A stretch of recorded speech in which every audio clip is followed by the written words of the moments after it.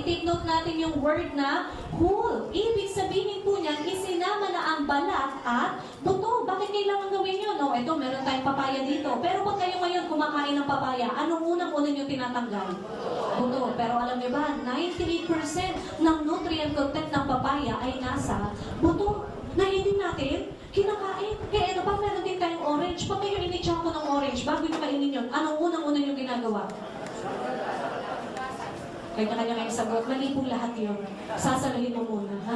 Kasi initsak ko nga po eh. Pagkatapos saluhin, saka lang, babalatan. Pagkatas-balatan, anong ginagawa natin sa balat? Itinatapon. Pero alam niyo ba, 98% po ulit ng nutrient content ng orange ay nasa balat at nasa buto na hindi na naman natin kinakain. Kaya ito ba, meron din tayong grapes. Pag kayo bumibili ng grapes, anong madalas yung binibili? With seed or seedless? Seedless. Para kain lang ng kain. Pero alam niyo po ba, 98% ulit ng nutrient content ng grapes ay nasa buto na hindi na naman natin kinakain. O baka mamaya sabihin nyo, nasa buto na lang ba lahat? Hindi naman po. Kasi ito wala na itong buto. Pineapple. Pero pag kayo kumain ng pineapple, anong unang-unang nyo tinatanggal? Yung mata at yung corona. Pero alam niyo po ba, 95% ng enzyme content ng pineapple ay nasa mata. Na hindi na naman natin kinakain. Kaya ba nagbubulong na, di pala kakainin na pala natin yan. Kasi sige, subukan mo, nang lumaki labi mo. Sa talas.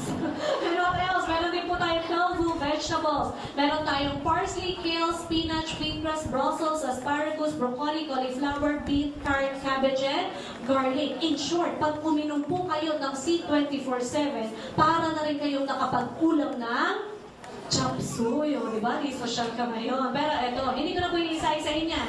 Dito na lang po ako magfo-focus sa garlic. Ang garlic, iyan po ay kilala na napakaganda saan? Sa aswang nga naman, ha? May point si ate doon. Hindi, joke lang. So, ito, makinig. Ang garlic po, kilala po yan as natural antibiotic. Okay? So, instead na uminom ka ng mga synthetic, ng mga antibiotics, edi ayan, kumain ka na lang ng kumain ng garlic. All natural pa. Yun nga lang, matindi ang side effect ng garlic. Anong side effect ng garlic? Ay, grabe, ang bako ng hininga mo. Pero kung kayo ngayon ang papipiliin ko, sige, mamili po kayo. Ano po bang gusto niyong side effect? Mabakong hininga o yung wala ng hininga? Mabakong hininga na lang, di ba? At least buhay tayo. And what else? We also have 18 amino acid. These are building blocks of protein. Yan naman po yung tumutulong para mas mabilis ma-develop yung ating mga muscles. And what else? We also have 14 green foods and spirulina blend. Pero ito ha, before, tinuturo ng mga teachers natin is chlorophyll is a coloring pigment ng dahon. Pero alam niyo po ba, according sa research, chlorophyll po pala is also rich in antioxidants, especially sa mga taong may bukol sa katawan. Ano po yung mga bukol na yan?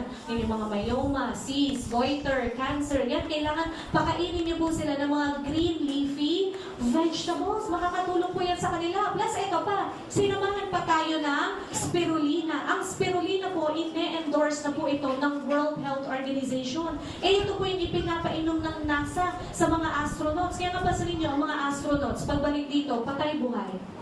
Buhay pa, pero bawal ang pagkain doon. Anong kinakain nila? It's either tablet or capsule, which is, ang laman po nun ay spirulina. Ang spirulina po kasi, complete food na po ito. Ang tawag nga dito is food for the future. Ano ba yan? Ito po yung mga blue-green algae. Or in Tagalog, ano po Tagalog ng algae?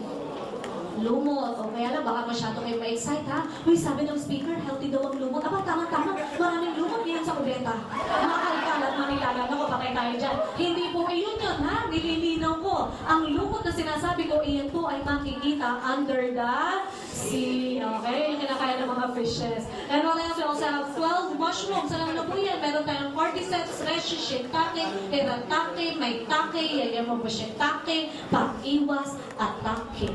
Na. And at the same time, yun po talaga ang health benefit niya. Bakit po? Kasi ang mga mushroom, maganda po yan sa ating mga ugat-ugat. Maganda rin po ang mga mushroom sa mga HIV.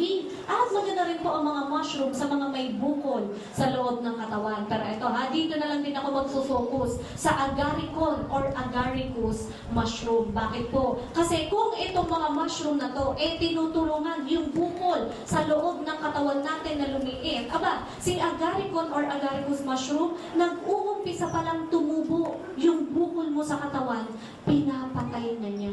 Kaya nga siya tinawag na king of all mushroom.